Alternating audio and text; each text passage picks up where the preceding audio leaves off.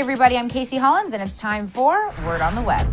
I don't mean to beat a dead horse, but Alex Rodriguez and his 211-game suspension is really what everyone is talking about this afternoon. Still, honestly, it'll probably be weeks. There have been varied reactions, but most people are rejoicing for A-Rod's misery or upset that he didn't get an even harsher punishment. On Sportsnet's Facebook page, Randy wrote, "Lifetime ban. Has there ever been anyone in baseball who deserved it more? This guy has likely been cheating since day one.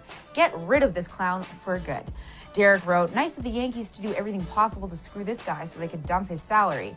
Did he take the drug? Yeah. Did everyone know about it? Duh, but it's funny how only now they dig into it. Wonder how they found his file. Not over by a long stretch. Their hands are dirty as well." And Corey wrote, "Couldn't happen to a better person. Hopefully, this means he'll never be inducted into the Hall." Now, speaking of doping, Olympic hurdler Lolo Jones was ordered to submit to a drug test over the weekend, and she tweeted in detail about the eventful evening. She wrote, "I was chosen to be drug tested right before I left for my birthday party, so the drug testers were obligated to shadow me until I peed in a cup.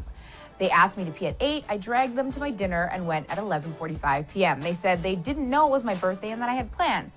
Drug testers at my B-Day party? Street cred goes up. I need a rap song about this." She also wrote, "Just letting you guys into my world, what it means to be an Olympic athlete and the accountability that holds." And my favorite part is the joke that she played on them. She said, "I changed my mom's phone name to Ryan Braun and had her call my cell repeatedly while they were testing me," and adds an evil laugh there at the end. You gotta love that she can have a sense of humor about, having to be forced to pee into a cup.